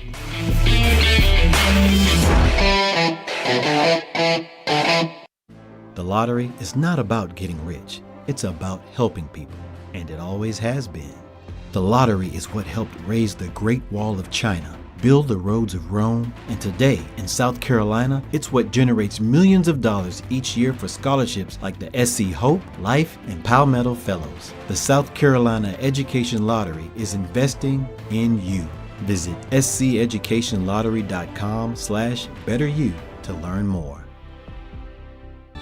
If you're looking to grow your business, Sports Talk is here to help. Whether you're a small business owner or part of a large company in the Palmetto State, we want to hear about what you do. Sports Talk has a proven track record of delivering real results to our partners, and advertising with us is probably more affordable than you think. Our network of affiliates gives us the flexibility to work with budgets of all sizes, and our statewide coverage means that whether you're in Greenville, Orangeburg, Chesterfield, Charleston, Woodruff, or anywhere in between, your future customers are listening to Sports Talk every night. Radio remains one of the most effective ways to reach potential customers, and with our extensive reach across South Carolina, your message will be heard. Every business has a story, and we're here to help share yours. Let's find success together. Email us at sportstalkmedianetwork@gmail.com or visit sportstalksc.com to learn more about how we can help grow your business.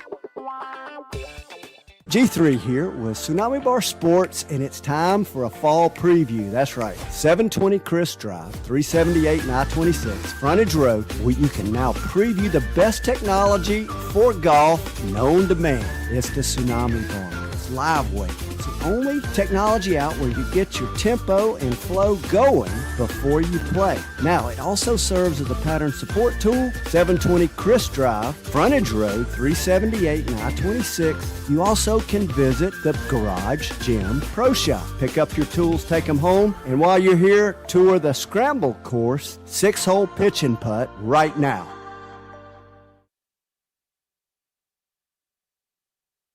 The Sports Talk Recruiting Report is sponsored by Seawell's Catering.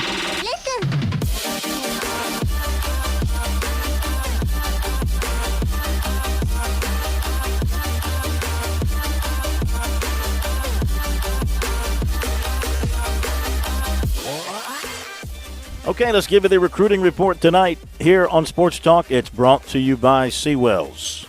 We recommend Seawell's, of course, first and foremost when you've got that special event coming up later on this spring or this upcoming summer. Summer will be here before you know it. Just give Seawell's a call. Let them handle all the hard work regarding the setup, execution, and cleanup of your special event. 803-771-7385. Online at SeawellsCateringSC.com. And, of course, tomorrow begins another week of the fabulous daily luncheon buffet. Hey, Plumber, have we got a menu? No menu. They always release on a Tuesday, but we're hoping for a roast beef Friday for sure. Yeah, let's hope so. One of the most anticipated releases of the week is the release of the Seawell's daily luncheon buffet menu. Okay, we begin by talking about defensive tackle Darius Simmons, 6'3", 306, out of Albany, Georgia. South Carolina defensive tackles coach Travian Robertson offered him in January, but Simmons still has to show him something. He hasn't seen him play in person.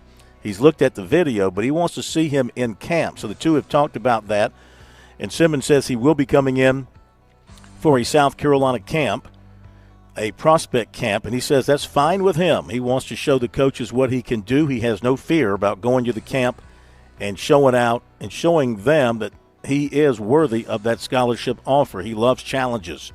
He had 50 tackles with 5 sacks last season. Cincinnati's his only other Power 4 offer, along with the Gamecocks. He's got officials to Western Kentucky June 6th, South Alabama June 13th, and Cincinnati on June the 20th.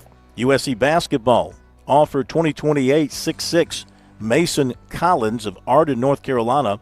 He's formerly from Irmo. Another South Carolina basketball target, 6'5" Cole Rosario, was offered by Villanova. Back to football. Clemson target, defensive tackle Keyshawn Stansel, took an official visit to Georgia over the weekend. South Carolina target, defensive tackle Brian Harris, who will be announcing on Friday, has set his announcement time now for 3 o'clock. Originally, he was going to do it after his spring game. By the way, Shane Beamer put out another commitment alert on Friday night after getting a phone call. He said in the commitment alert from somebody who had just played in their spring game. Don't really know anything, but if I had to venture a guess, I'm thinking maybe K.J. Johnson, the cornerback from Birmingham, Alabama, who's been very strong on South Carolina. I say that because he had a spring football game on Friday night, and I'm thinking he put 2 and 2 together.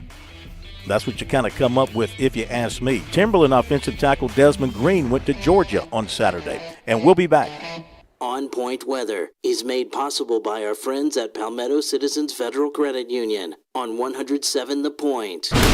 Here's tonight's forecast. Cloudy and muggy this evening. The low dips down to 70. Tomorrow, much like today, some clouds, some sunshine. There's a 20% chance of an afternoon storm. The high is 92.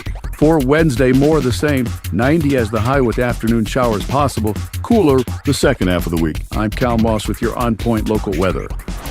Are you looking for free checking and free savings? Dave Ramsey here, telling you to go see my friends at Palmetto Citizens Federal Credit Union. They're not a mega bank that's so big they lose the ability to treat you like a human being. At Palmetto Citizens, you're not just a number, you're a member. Join today at any of their 14 locations or at palmettocitizens.org. Federally insured by the NCUA. The Point. With SRN News, I'm Bob Agnew in Washington. House Majority Leader Steve Scalise said today Republicans are eyeing early 2027 as the target date for new Medicaid work requirements. It's all part of the big, beautiful bill that Republicans are trying to craft in accordance with President Trump's economic agenda. Former President Biden has been diagnosed with prostate cancer. His office says he was diagnosed with the cancer on Friday, with the cancer cells having spread to the bone. Doctors say that particular kind cannot be cured, but should be very manageable. American consumers and businesses have been hearing for months that the president's tariffs would drive up prices. The latest economic reports do not match that doom and gloom. Inflation actually eased last month, and hiring was solid in April. The disconnect has businesses and consumers struggling to reconcile what they've been hearing with what the economy is actually doing. This is SRN News. When your pipes panic, Franklin Plumbing and Drain Cleaning steps right in, fast and friendly. Josh and his team aren't just fixing leaks, they're restoring your peace of mind. This is when you're at your most vulnerable. You got a problem, you need a solution. They're not coming out to upsell you or talk you into something new this or new that. You'll appreciate their process. They'll tell you what needs to get done and what it'll cost before they ever even bring in their tools to start the work. They're locally owned, which unfortunately is no longer the norm in the Midlands. Franklin Plumbing and Drain Cleaning will treat every home like their own. They've done work for me, for my brother, countless numbers of Point listeners. Dial 799-2222 or visit franklinplumbing.sc.com and you tell them Kev from The Point sent you. You will experience plumbing that's more than just a fix. It's a solution from people who care about their work and stand by it. When you need them, please don't panic. Just call Franklin Plumbing and Drain Cleaning, 799-2222. Hi, I'm Dondi Mercer-Plank. Whether you're a seasoned gardener or just starting, let me introduce you to Grow Your Garden with Sal, your go-to spot for everything you need this season. As a South Carolina certified farm, they offer locally grown vegetable seedlings, plants, and seeds to help your garden thrive. And don't worry if you don't have a green thumb, Sal and her team will teach you how to grow with confidence. Shop online at growyourgardenwithsal.com or stop by 113 Hilltop Drive in Columbia. Ready to update your outdoor living space? You can do it affordably today with Jack Oliver's Pool Spa and Patio. We have beautiful, high-quality outdoor furniture sets and pieces in stock, including original Pawleys Island, Woodard, American-made telescope, and CRP, our recycled polymer line. Complete the upgrade with a new Weber, Traeger, or Big Green Egg grill, and Weber's all-new top-of-the-line griddle. Make a high-end statement without the high-end price at Jack Oliver's Pool Spa and Patio, 3303 Forest Drive. Hi, it's Mary Catherine and Thomas from Louisiana Purchase, inviting you to start your day sweet with beignets and coffee from 9 to 11. Treat yourself to lunch at Louisiana Purchase and find one-of-a-kind gifts you won't see anywhere else. Stop by Cypress Market for gourmet meats, cheeses, fine wines, and ready-to-go items. Give your weddings, graduations, holidays, and office parties Southern flair with our catering and custom charcuterie. Visit Louisiana Purchase, your taste of the South, all in one stop. LouisianaPurchase.com. This is Fran Halloran, the Money Coach. Grow with the Point as we build on 10 incredible years of community local radio. We built an environment where our listeners are our family. Are you a small business with big dreams? Join the tremendous stable of advertising partners at The Point. Connect with Kevin Cohen and brainstorm a tailored strategy to escalate your business growth using the powerful platform of The Point. Call Kev directly at 563-8558. Teaming with The Point, you can make the next year your best year.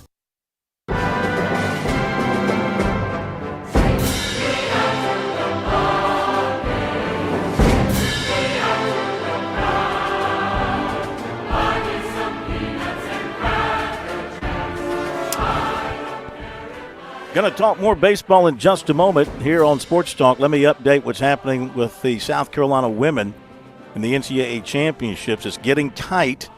They're playing with Arizona State and Texas, so they're on holes 14 through 16.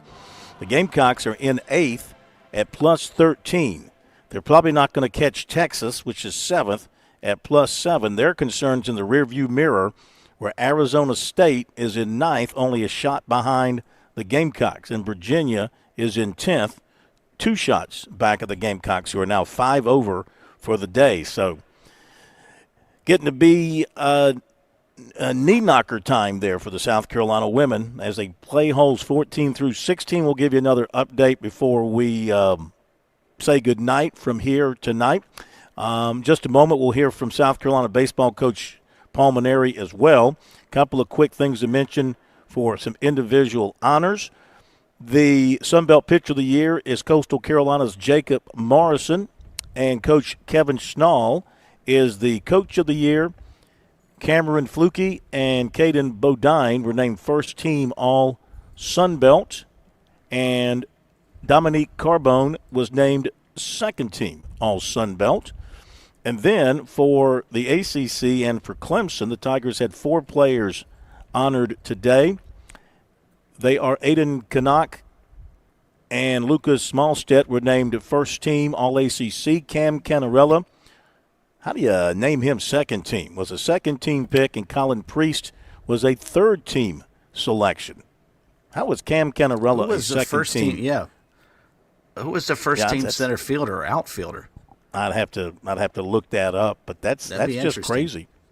And for the SEC, of course, no one from South Carolina made anything. I kind of thought maybe that Bo Hollins might make the all-freshman team. They didn't have anybody win an honor, but 2 players from our state did earn some SEC honors when the team came out today. One of them is the former pitcher from Coastal Carolina. Yeah, Liam Doyle at Tennessee. Could you imagine if he was still on Coastal staff? Oh, my gosh. How awesome would they be? Liam Doyle of Tennessee and Blythewood native and former Wofford reliever Zach Cowan of LSU were named first team All-SEC. So 2 players with state ties named first team All-SEC, but nobody from South Carolina. With that, let's welcome in Rudy Jones with Palmetto State Baseball. Fantastic website. If you're a baseball fan in South Carolina, you must check it out on a regular basis. And, Rudy, we're going to see teams around the state start to hang up the spikes and the gloves later on this week as tournament play begins and teams are eliminated. That's right, Phil. One nice thing is all 10 Division I teams did make their tournament this year. That's a plus. Of course, South Carolina, don't know how long they're going to hang around. Same thing with PC in the Big South tournament. They've lost their last 11 games, but hey, you got to play to win, and as long as you don't lose, you can keep your season going. It's some motivation for the guys. You like Citadel's chances? That they had a chance to win the regular season. They lose that game on Sunday to East Tennessee State, one of their finest seasons in a number of years. Are they for real? Are they? Can they win the Southern Conference tournament up in Greenville? I think the key comes down to pitching. They've got some pretty good above average pitching, I would say, and it's a matter of how they can juggle things. Short turnaround for most of the guys from the last weekend of the season to the opener of the tournament.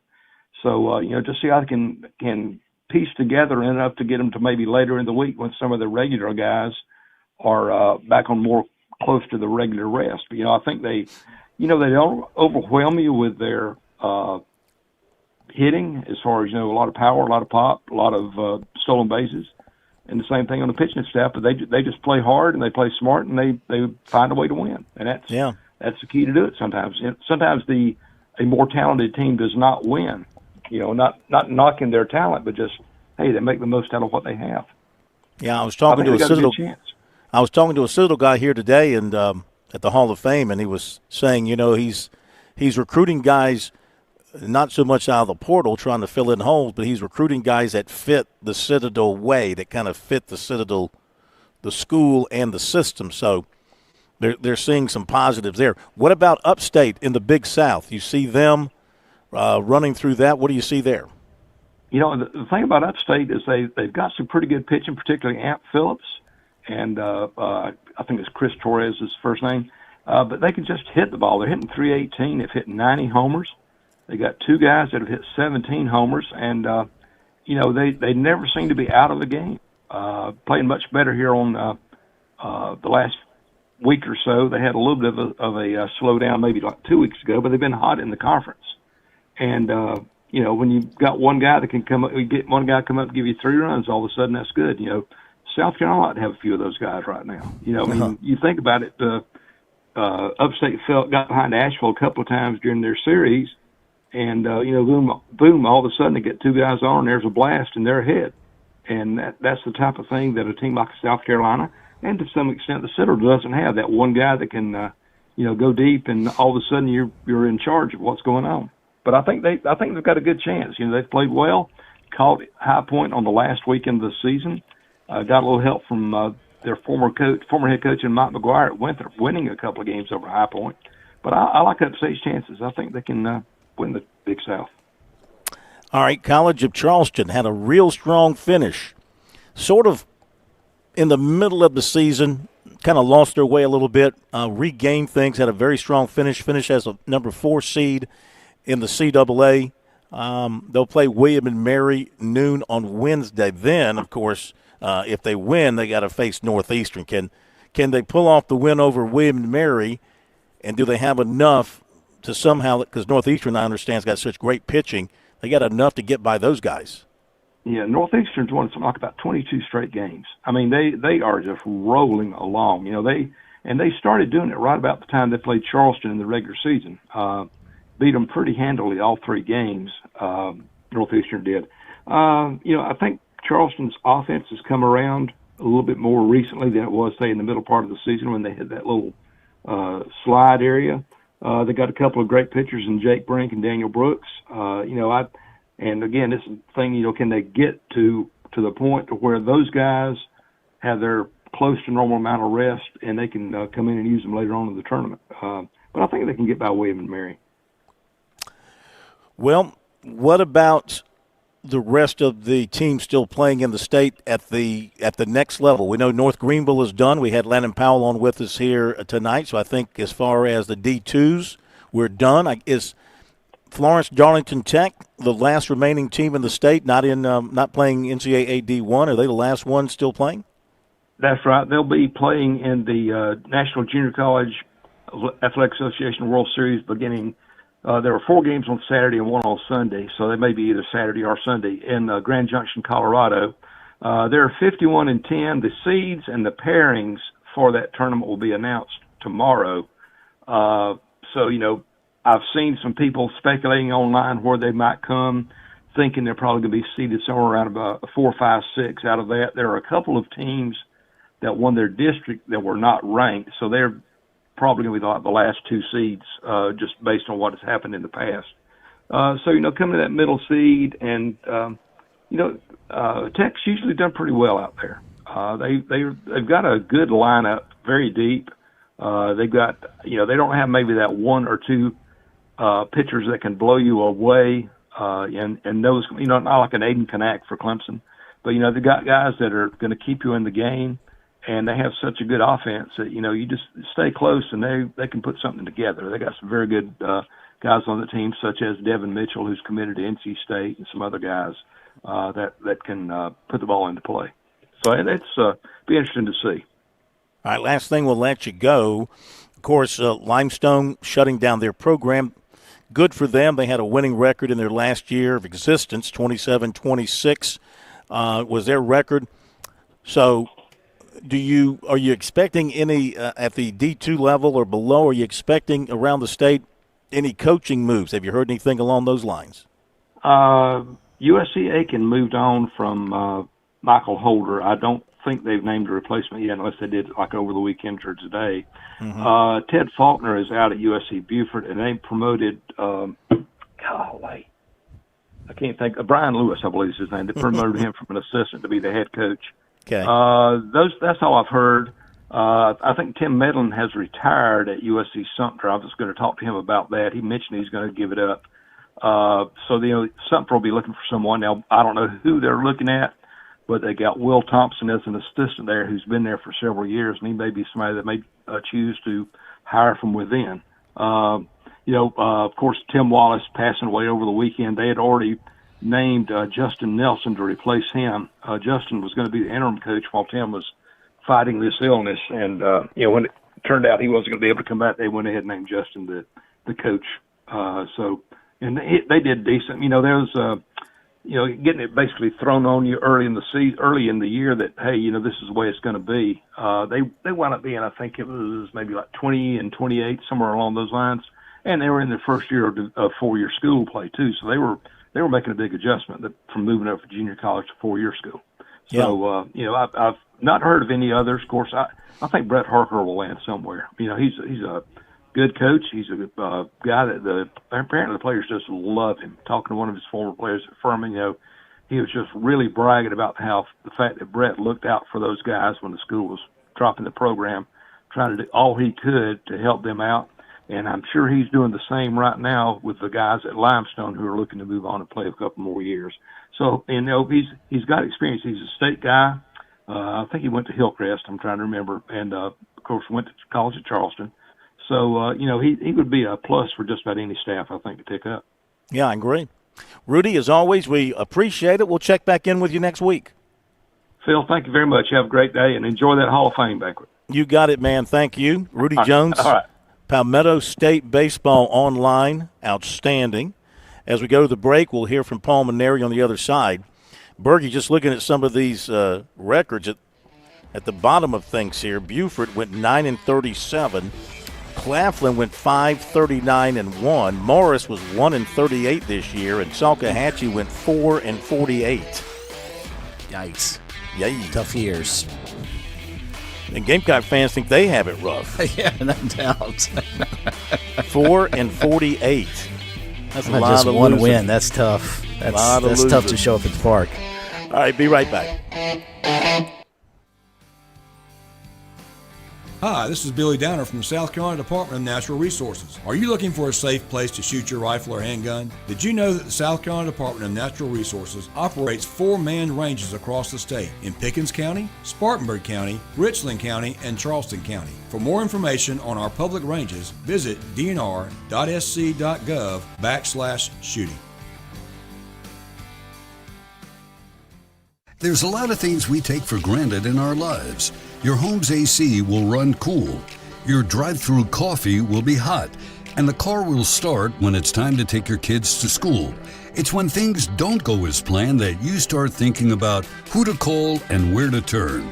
The good thing is, you can prepare for life's most difficult days by calling the Larry Lucas Agency today. Larry is a State Farm agent that has been taking care of people across South Carolina for more than 2 decades. You probably have insurance, but switching is easy, and bundling can save you hundreds or more.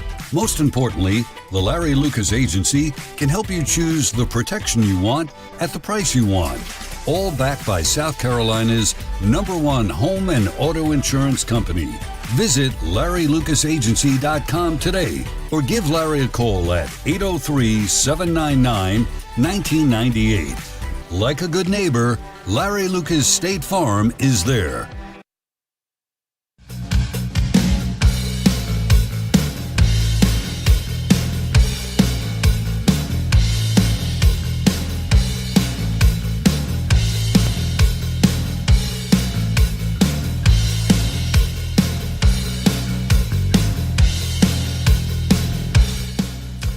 All right, before we go to Paul Maneri, hear what he had to say today, take a quick look at the standings again. South Carolina, they have slipped to 9th. They're playing holes 14 through 17. They are now a shot back of Arizona State and tied with Virginia for 9th. 9th, no good. Got to get to the top 8. They are 7 over par today compared to Arizona State's 3 over par. Make that 2 over par. Make that 6 over par for South Carolina. So now they're to holes 15 through 17. The holes are running out, and the Gamecocks are a shot off that cut line. They got to make some magic here heading down the stretch. Speaking of heading down the stretch, Paul Maneri's got to work a lot of magic with this Gamecock baseball team. He's going to start Brandon Stone tomorrow against Florida. Today, before boarding the bus, he talked with yours truly and a couple of others about Stone and what he hopes to get out of him in tomorrow night's game. He's going to go as long and as hard as he possibly can. he's a big horse, and he told me, when he was in junior college, he pitched on 4 days rest a lot. He's thrown as much as 130 pitches in an inning. Not that in a game. Not that I would have him do that, but I'm not worried about him at all. He threw, I think, 67 pitches or something against LSU on Friday. So yeah, he wants the ball, and he'll give us everything he's got, and we'll see how he does. You think Petrie available? No, he's not even going to be on the eligible roster. Does he travel with you at all? Yes, of course. He and Talmadge, LaCroix travel with us, whether they're capable of playing or not. They're older players, veteran players that are providing leadership in the dugout. But yeah, I wish they both could play, but they're just not available. How do you frame this for your guys? Is just kind of this is a new season, a fresh start? How do you kind of look at it when you head to a postseason, when you're in a position where you have to win the whole tournament? Yeah, I haven't been in that situation a lot. When I coached at Notre Dame, there was never any guarantee that you would get an at-large bid just because it was the Big East Conference and you didn't know how many bids would come besides the automatic qualifier who won the tournament. So I have a little experience with it there, and a couple of times at LSU maybe we were a little bit on the bubble type of thing. But there's only one way to take it, especially in a single elimination tournament. You just got to do it one game at a time. So I've explained to the players, look, if we can beat Florida on Tuesday, we'll play Ole Miss on Wednesday. And if we can beat Ole Miss on Wednesday, we have a day off on Thursday and kind of regroup a little bit. And then you got a weekend series. You got to win 3 in a row. So obviously that's a daunting task if you think, we got to win 5 games in a row, and you just start out that way. But you just got to take it one game at a time. I've always enjoyed this tournament. I just maybe it's because we had a lot of success in it or whatever, but I just always enjoyed it. The police escorts to the field and the big crowds and the people tailgating, all the different teams there, and obviously the competition is outstanding. The SEC does everything the right way. They give gifts to the players, and it's just really a cool tournament, and it's a lot better obviously when you're in the NCAA tournament, or that you're going to be a host, or you're going to be a national seed. It takes a lot of pressure off you, but it still doesn't change the fact that it's at a great venue and all the other ancillary things. So I want our players to go there and just let it rip, and feel like, hey, if we're gonna, if this is it for us, then let's at least go leave it all out on the field and do the very best that we can. Not to take your eye off your current team, but just to flash back to your years at LSU, how important was it, or what did it mean to your team to have such a big crowd of LSU fans there? They literally take over the stadium as the tournament moves on. Well, we're not playing LSU, so I don't think we have to worry about that. They don't think they play until Friday. I don't know how many fans we'll have that'll travel, and I don't know how many fans Florida will have that will travel. I wouldn't imagine that it's going to be the best attended game, but it's still, it doesn't really matter, honestly. We just enjoy the whole experience of being in the SEC tournament is a great experience for our players, something I'm sure that they'll take with them forever. So it's a lot more fun if you have success. So again, one game at a time. Hopefully, we can beat a team that's obviously a very talented team that is very hot, and it's going to be a great challenge for us on Tuesday at 4:30. Does it help at all that you guys just played Florida pretty recently in terms of already scouting them and stuff? Well, they did the same thing with us. So, and they had the success against us. It was kind of a strange series because it was so. The rain interrupted the first game, and then the second game was a close game until the last 2 innings. And then the score, was just, got out of hand. And then, Sunday we just didn't hit much. So, you could say the same thing for them. So I don't know if there's any advantage. I think it's just a matter of who plays better. Are you a proponent of the new single elimination format, and Hoover will be everybody's first time with that, I guess? Well, I don't think there was much of an option if you're going to invite 16 teams to the tournament. It was hard enough when there was an 8-team tournament many years ago, and then it went from 8 to 10 to 12, and now 16. I really don't think there were many options. But I think it's great that everybody gets a chance to participate in it. And I think softball's been an elimination, single elimination for years. And, I mean, given a choice, sure, anybody would prefer a double elimination. But I just don't think it's possible with that many teams. So, yeah, I'm happy they're doing it this way. The Hoover Met or Regions Park, whatever they've called it over the years. I mean, it's a place where fly balls go to die, right? You've seen many a fly ball come up short out there. Yeah, you got to play really good fundamental baseball because you can't live and die by the home run there, of course. But running the bases and making plays on defense and throwing a lot of strikes, not walking batters, those are the key things. But in a sense, it's different than most every regular season SEC game because virtually all the SEC ballparks, except maybe Texas now. I'm not sure what Oklahoma plays like. I've never been there. But most all the ballparks are home run hitter parks, and this is not necessarily. It depends how the wind is blowing and so forth. And there have been home runs hit there. It's not like it's the Grand Canyon. I think, did they move the fences in, I think, a little bit at one point? I think they did. Yeah, so, I mean, if you hit one good, you got a chance to hit it out of the park. I mean, I've witnessed a lot of home runs there, but not like you would find in most of the SEC home ballparks. So, yeah, it's a little bit different of an environment. It's actually, I think, good for the teams that go to Omaha to have played in a field like that because the field in Omaha is very similar. It may be a little bit overlooked because just the way the season's gone, but the play of Nathan Hall, the year that he's had, did you expect that when he joined the program, and how do you view what he's done? Well, Nathan is a very wonderful topic for me to talk about because I'm just so proud of him. If you get to know him, he's just the most awesome kid, and he's from Lexington, only 20 minutes away from here, and he went to Clemson, when I was not around at the time. And he just never really got much of a chance up there to play. And so when we came into the picture here and we started recruiting, he was in the transfer portal. And Monty and Terry both went up to Cape Cod to see him play, and I took their word for it. And then I went up later on to see him, and sure enough, the game I went to, he didn't even play.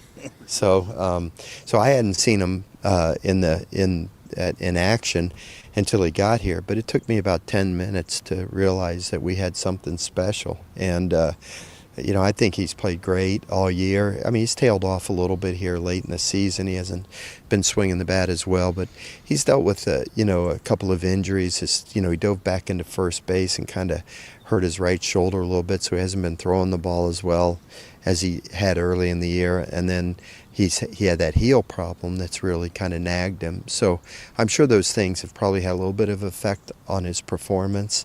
But he's probably been our best player overall for the whole year. And he's been a clutch hitter. He's played great in the outfield. He's stole bases.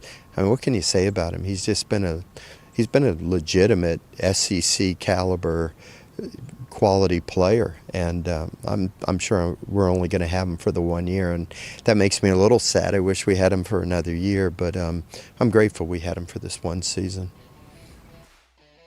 Okay, there you go. Paul Mainieri will be in Hoover tomorrow with the Gamecocks. The weather's a little bit iffy. We'll see if they get started on time. And Matt Smith will be with Clemson later this week when the Tigers get going over in Durham. Thanks to the folks here at the Hall of Fame. We've had a great time. Thank you, Bergie. Yes, sir. Enjoyed it. And thank you, Plummer. Yes, sir. We'll see you tomorrow night from wild, wonderful Hoover, Alabama. Have a great night.